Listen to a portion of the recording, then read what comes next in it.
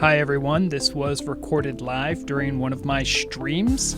This is a little quest helper for the new Zappo Zap Blast quest. I hope you find it useful. If you ever want to join stream, just make sure to like and subscribe and make sure all the notifications are on. I'm live on YouTube and on Twitch.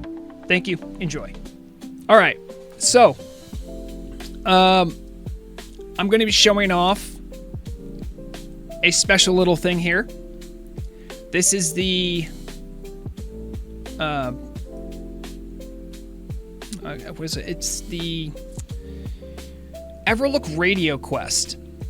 For anyone that didn't see the announcement about this or is looking for the quest for it, here's how you get it. Step 1 is make sure you have room in your quest log, right? I have room right here. 13 out of 20. You need to go to, you need to find your little Everlook radio icon. See how I don't currently have it tuned in? I'm going to keep the volume down on this because it might be playing copywritten music. When you do this, tune in. You hear that noise? It's like I just got a quest. I'm going to tune out. You can't see it right here, but if we look at my quest log, in Winterspring, I now have something called an unusual interference. And it says, travel to the Everlook broadcasting in Everlook Winterspring. Shortly after the first few broadcasts, the program suddenly gets cut off and is replaced by a strange and ominous interference. It didn't last long, as it was over as quickly as it appeared. Now all you hear is mind-numbing static that drills deep into your ears. Clearly not sent by Zappo Zap Blast or any of his guests. You are puzzled by what you just witnessed, intrigued by the whole scenario. You decide to pay the radio goblin himself a visit in Everlook. That's why we're starting here in Everlook. For those who don't know, Zappo is indeed in Everlook. You can find him right back here in the far corner of the building. It has like the auctioneer and the general goods vendor. This is Appo. And you can turn this in. It said, oh, you heard the interference and are here to help? Perfect. I could use a capable pair of hands.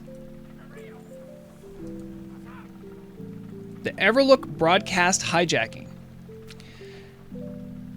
And the quest text is as such. If there is one thing that Zappo Zap Blast can't stand, it's grouches going out of their way to ruin the fun for others.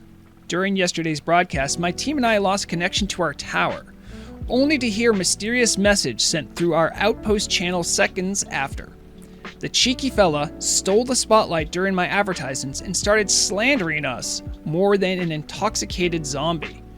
Turning off the broadcasting tower wasn't an option either. We worked all day to keep it up and running following the recent snowstorms. All we're broadcasting now is endless static, a catastrophe. You look lively, more or less.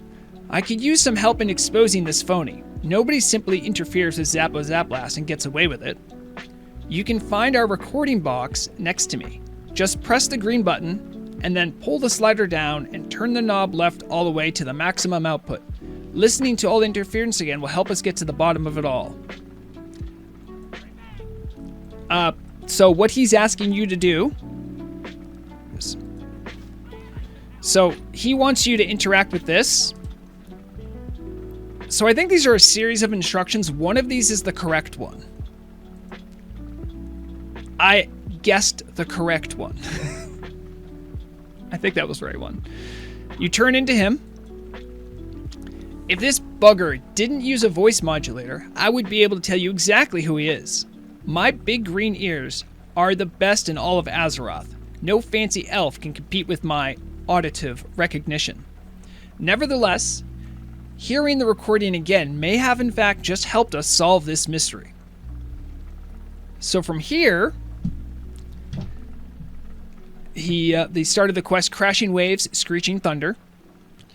As you two were listening to the recording, I noticed a distinct sound. No, two distinct sounds. Even I hadn't realized before. It seems the modulator only altered the goon's voice, but not the entire input channel. What an amateur. More clueless than a Forsaken seeking life insurance. You see, I can remember any sound I hear, and what I recognized wasn't just any ordinary noise.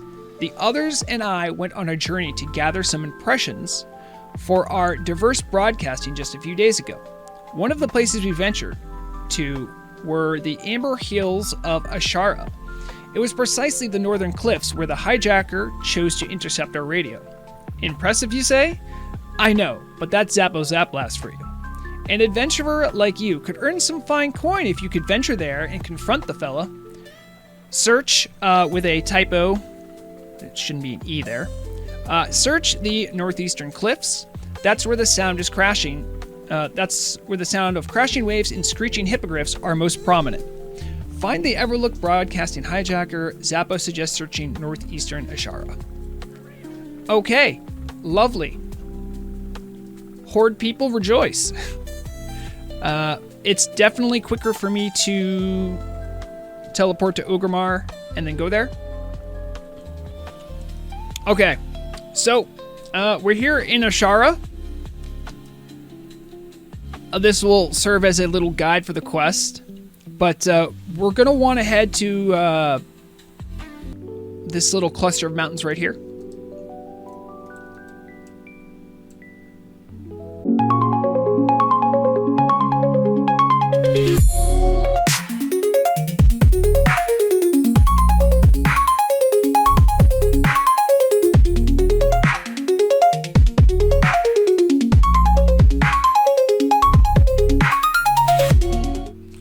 So, just to help people out, kind of get you guys oriented with where we're at. So, you'll see in the map here where there's kind of a bit of a cleft.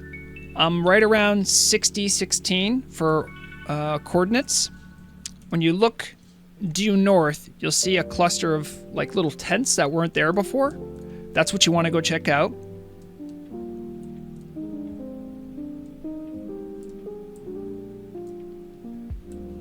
And then here's the scene we come upon. There's a goblin corpse. A machine similar to the radio thing we were playing with right over here. Some extra tents, some machinery. And as you're looking around, you'll find a hidden locker.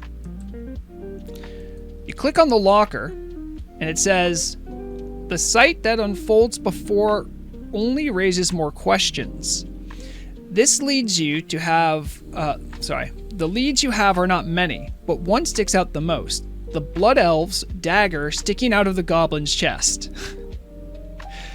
Your theory is that the Blood Elves you passed on your way west of here ambushed the goblin for an unknown reason.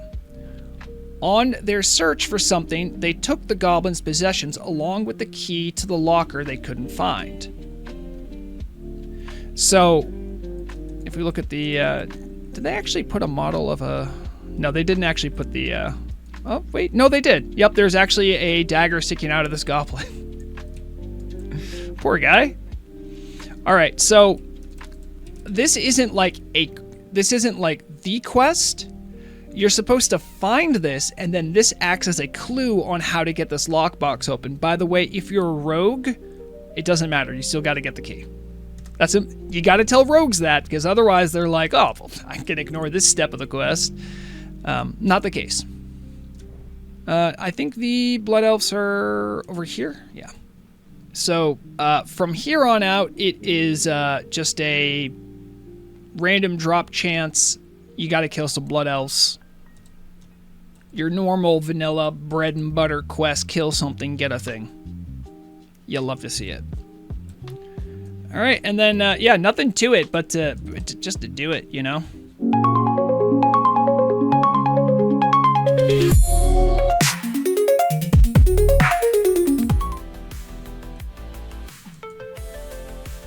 Now, obviously, if you have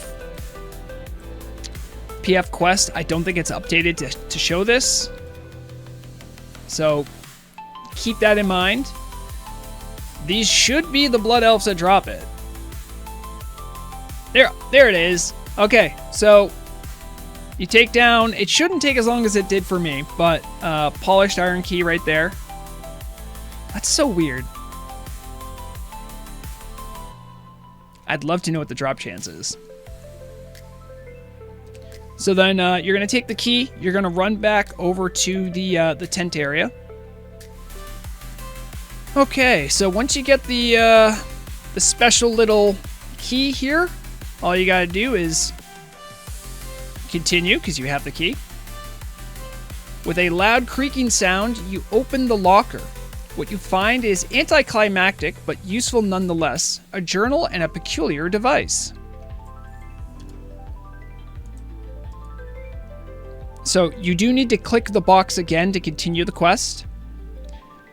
Flipping through the journal, you infer the goblin's identity to be that of Blizzbang Zipperbox, an engineer from Kezin that has apparently worked with Zappo on some prototype machinery back in Undermine. Judging from what you can read, he must have been more than unhappy about not being included into Zappo's Everlook broadcast ambitions. Case closed. A little too easily for your liking. Some things don't really add up, but a job done is a job done. Time to return to Zappo, Zapblast, and Everlook. And here's what's really interesting about this. So, I won't go through the rigmarole right now of turning it in, but you will receive a signed Zappo Zapblast autograph, which is a gray item, but it says signed by yours truly, shows Zappo's signature, and then a smiley face. But I think that's actually worth like a decent amount of gold, believe it or not, if you want to get rid of it. You'll get a gold and a half, and you'll also get a unique 16-slot bag. So the quest is worth doing, especially if you're a new player and you don't have like great bags yet. I mean, there you go. You turn it in, and then everything should be hunky-dory as far as your radio. What I really thought was cool that this is a quest that enters your quest log from just clicking on the radio. I've never seen anything like that before. I've talked to some of the devs about, is there going to be a continuing storyline and stuff like that, and I think right now this is more like a test of concept. They want to make sure it works. I'm excited about more of this stuff, so definitely check it out if you haven't already. And yeah, always keep an eye out for any more fun and exciting quests. But that's everything I have for the Zappo Zapblast quest.